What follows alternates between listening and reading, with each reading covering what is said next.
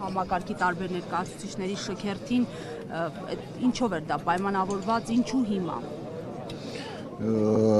Կարծում եմ, որ շարժառիթները կարող են լինել տարբեր, բայց իմ պատկերացմամբ ամենակարևորը քաղաքական շարժառիթներ են դրանք, թե դրանք ինչ նպատակ են հետապնդում, արդեն չեմ կարող ասել, կերևա հետո, post factum արդեն կարող են գնահատողական մոտեցումներ կատարել կամ գնահատողական հասկանալ, թե ինչու եւ ինչի համար է ամեն ինչը արվում։ Պարոն Սարգսյան, ի վերջո իրավաչափ էին արդյոք այս գործողությունները, մասնագիտորեն եթե վերլուծենք։ Իհարկե իրավաչափ էին եւ իմ գործընկերները, որ հիմա ներգրաված են arczepiskopos Աջապայանի պաշտպանությանը, կներկայացնեն կարծում եմ դատարանի դահլիճում, խափամամիջոցի քննարկման ժամանակ, իհարկե դրանք իրավաչափ չէին, այսպես ասեմ, դրանց չխորանալով մասնագիտական որևէ այսպես ավելի բարդ տերմինոլոգիայի մեջ։ Պարոն Սարգսյան, հաշվի առնելով, որ նախորդիվ եղած ձերբակալությունների եւ կալանավորումների առնչությամբ նաեւ ստանձնել էիք պաշտպանի հանձնառություն, ես չեմ հիշում կոնկրետ որ կալանավորվածների անունները կնշեք։ Հրայր Սարգսակ Հակոբյանի եւ Աղվան Արշակյանի։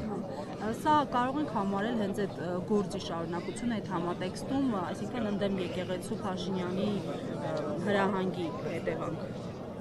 Իհարկե կարող ենք համարել։ Դա այդպես էլ կա։ Այսինքն տրամաբանության մեջ էլ հենց շարունակվում է։ Եվ սա շարունակություն ունենալու է նաև։ Ինչպես կանխել, որպես քաղաքացի։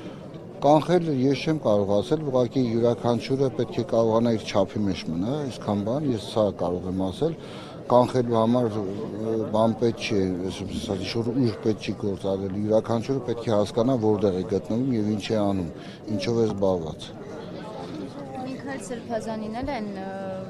վերագրելու ահաբեկչության մեջ եւ կալանավորելով։ Ես այս պահին չեմ կարող ասել պաշտոնական մեղադրանքի ինչա կամ ոնց է, ես միայն կարող եմ ասել այն ինչ որ arczepiskoposին մեղադրում են, դա շատ ավելի վաղուց է եղել եւ ժամանակին այդ մասով որևէ հետապնդում կամ քրեական հետապնդում չի եղել։ Ինչու են հիմա հիշել, այս պատեհ ժամանակ կամ անպատեհ ժամանակ չեմ կարող ասել։ Այնուամենայնիվ խնդիրը կայանում է նրանում, որ դա ունի որոշակի նպատակ։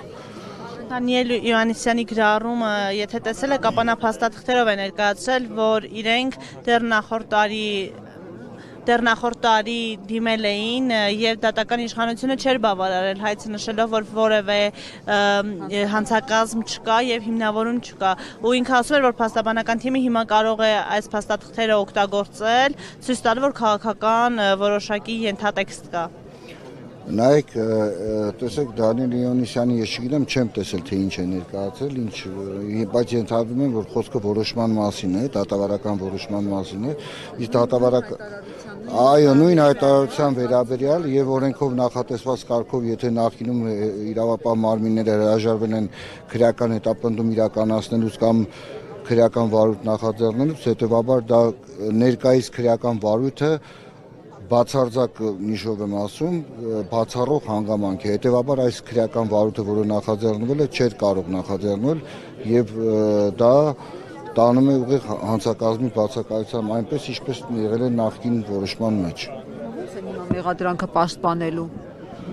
Հիմա մեղադրանքի պաշտպանությունը չի, հիմա միջդատական վարույթ է, նախաքննության փուլն է,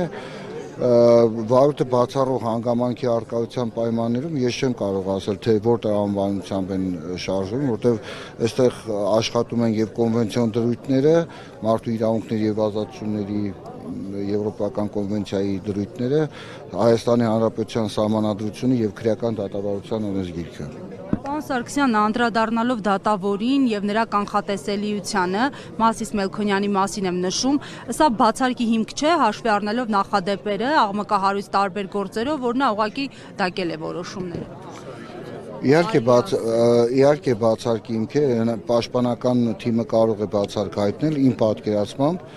եւ բացարկի համար բավականին շատ նաեւ հիմնավորումներ կան, որոնց հիմա ես